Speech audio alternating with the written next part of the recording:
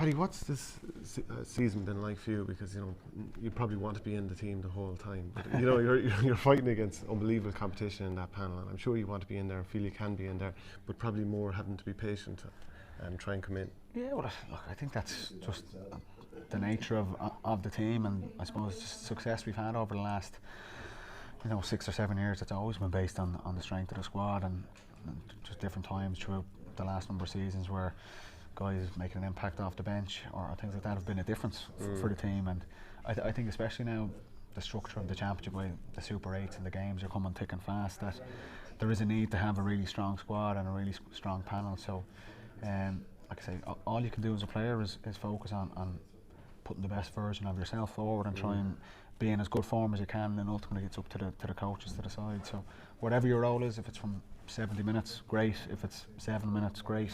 Or some guys, don't even get the opportunity to get onto the pitch as well. So of course it's challenging, but I think everyone buys into it because we can see that success of the group is dependent on everyone involved, and not just 15 guys. You've had injury this year, haven't you? I did, yeah. I had a bit of a bang in the spring. I had a broken jaw, so I missed a couple of months with that, and that's obviously challenging as well. Whatever about trying to get picked and being in contention for selection when you can't be out on the pitch with the guys, that's one of the hardest things that can happen for anyone who's had injuries and things like that. So yeah, it was a sore one and an awkward one really, but it looked like at the time it was you were yeah, kind of bracing yourself as you I've watched it. seen it back a couple and your of reaction times. afterwards, you just look like deer in the headlights, as you'd expect. Yeah, and I actually wasn't knocked out.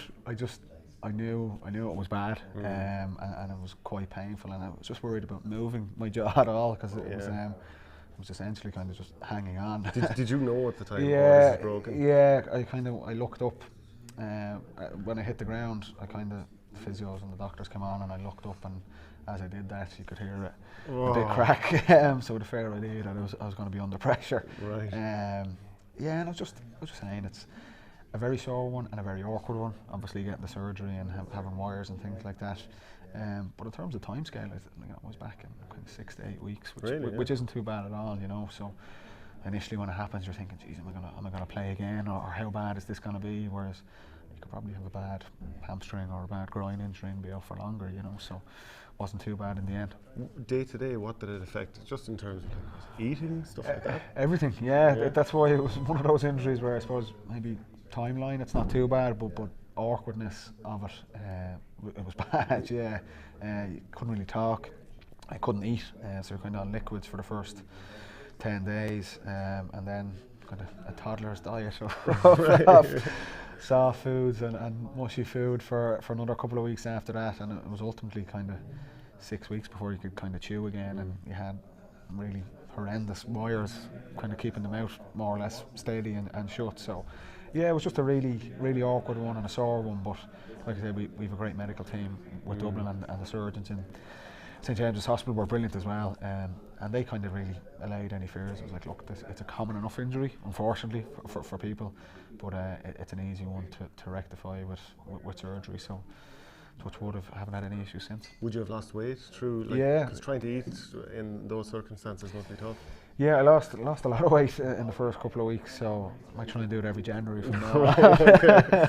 The new fitness program. Yeah, it'll be Paddy great. Andrews. Yeah, it's easy. Yeah, just break your jaw. Yeah. No, I lost kind of 6 or 7 kg in the first 2 weeks, which was mad. I remember I was in hospital for a couple of days, and my parents were obviously there, and then I didn't see them for a couple of days. They came down to the house when I got home, and in the space of 3 or 4 days, they were like, Jesus, you could notice it as well, because like even trying to get water in at that stage was hard. It was just very, very sore and obviously very tender after the surgery. So yeah, you lose a lot of weight, but like I say, we've a very good nutritionist with Dublin, Daniel Davey, who kind of made sure you can get it back on pretty quickly and get you back out on the pitches as soon as was possible. Were you put under to take the wires back out? No, and that was probably the worst part of it. So the surgery itself, obviously you're put under, so you kind of wake up when it's done. But getting the wires out was, really awkward. Yeah, they're kind of pulling them out, so your gums are in a bad way after for a couple of days. Touch wood, I never have to go through it again. But yeah, look, I suppose it's just part of it. And these things over the course of a career. I've been pretty fortunate over the last kind of decade or so, not to have too many bad injuries, a bit of trouble with my back and things like that. But all things considered, it's not too bad, you know. And the main thing, it's the business end of the season, and I'm available to play, and that's the main thing, I suppose. That's all you can ask for. You featured against Tyrone in the Mayo game the other day as well. Are you happy with where you're at physically and how you're playing? Yeah, and look, I think that's all you can do as a player, is that there's no point in getting worried and focusing too much on you know, team selection and things like that. All you can do is just perform as well as you can and give yourself the best chance. So look, even over the next 20 days before the Kerry match, there's going to be loads of opportunities with training and things like that, just to put your best foot forward. So that's all you can do ultimately, and whatever your role is, if you're privileged enough to get the opportunity to go out on the pitch, well, you've just got to make sure you can make an impact and be ready to go. And that's what everyone in the whole squad is trying to do now, you know. When you get these cameos, do you feel like, you know, in the past when you would have been out there and scoring 4 or 5 points in big games at Croke Park, and you're probably so fairly assured in how you're playing that you can be patient and wait for the right moments, when you're getting these shorter cameos, do you feel like you sort of force it because you want to make an impact and show what you can do? Well, I think that's the danger, that sometimes that can happen, and then ultimately that affects your decision making, or it might affect your execution, things like that. You can't really get carried away or caught up in things like that. Like I say, whatever your role is, you've just got to take it play by play and play what's in front of you. So there's no point, you know, coming onto the pitch and taking crazy shots or trying to reinvent the wheel. I know what I'm good at and what my role is when I go onto the pitch. It's pretty clear, you know. That's all part of the preparation for any big game, that this is what I want to do, this is what's expected of me, and that's all your teammates expect of you as well. They're not expecting you to come in and shoot the lights out. Great if you can, or if the opportunities come along to do that, but I think you've just got to make sure that whatever you do on the pitch, it's a positive impact for the team. And when you think of games against Kerry, what comes to mind? Is it like the 2015 All-Ireland, 2011, is it 2009 when you were cornerback against Coach? You know? I suppose we probably haven't played them as often in the championship. Obviously 15 was obviously the last final we played them in, and I remember it was just a Armageddon type day. Just lash right for lash for the whole day. But I think both teams have probably changed a lot since then as well. I think when you're looking at this Kerry team and the challenge they're going to bring, you know, it's going to be a hell of a battle. They've got some incredible players, some really talented young players who have supplemented obviously the more experienced guys who are playing really well for them as well at the minute. So I know we played them in Tralee in February in the league, and that was a brilliant game for that time of year in terms of the quality and the physicality and the speed of it. So look, it's the All-Ireland final. Whoever you're playing, you know you're going to be up against a really top quality side, and with Kerry it's no different. They've got some incredible players, so we need to prepare, we need to be ready for it, and that's going to be our biggest challenge, but that's what you'd expect when you're playing for the biggest prize. They do a quick Q&A, quick fire answers. Yeah. Well, who's your toughest opponent? Ronan McNamee, Tyrone. The team you most like to beat? To beat? Yeah. Castleknock? Yeah, exactly. Get me in trouble here. Your proudest day in GA? The 2013 All-Ireland final. Most disappointing day? 2014 semi-final. Biggest influence on your career?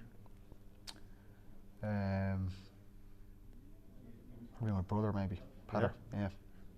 Why so? Just because you grew up playing together? Well, no, I grew up kind of watching him, and like saying, watching him and seeing him play with Dublin was like a real eye. I was like, geez, I could do that, you know. I'd kind of played lots of other sports and things like that, so that was a very cool thing to be able to see someone from your family playing for Dublin, and I've been fortunate enough to be able to do that as well, you know. Who is the biggest joker on the panel? Jack McCaffrey. Really? Yeah. Why so? He's that surprised.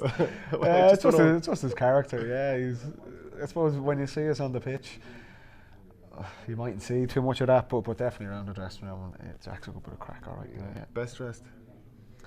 Kieran Kilkenny. Really? Yeah, definitely not. That's so he's the worst dressed. Worst dressed. Right. Yeah, best dressed? Best dressed. That's a tricky one. My suspicion is Bernard Brogue. Really? Yeah, we'll give it to him. Okay, Yeah, he knows. Hashtag style of play, yeah, etc. Yeah. Player you most admire from another sport?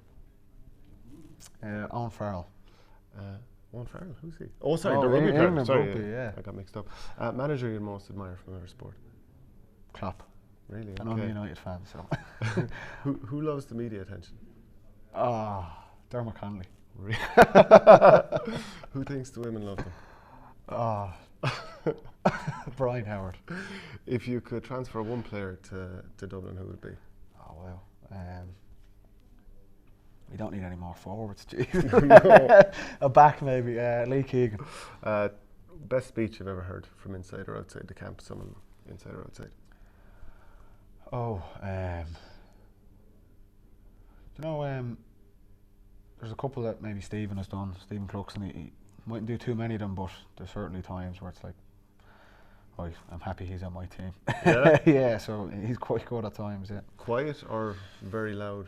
Or where does he deliver it? I don't, to be honest, none of us are really loud about that. We'd be pretty calm and in any kind of chats we'd have with each other and things like that, but just, yeah, he's a brilliant leader in his own way, and there's definitely times where like you just feel like, yeah, I'm happy he's on my team. So there's been a couple of them over the years. Because the rest of us would think, quiet sort of stoic Yeah, guy. and he is quiet, but like I say, that probably gives it more gravitas when he does speak. That Brilliant. yeah. All right. Thanks very much, Deadly, Paddy. no problem.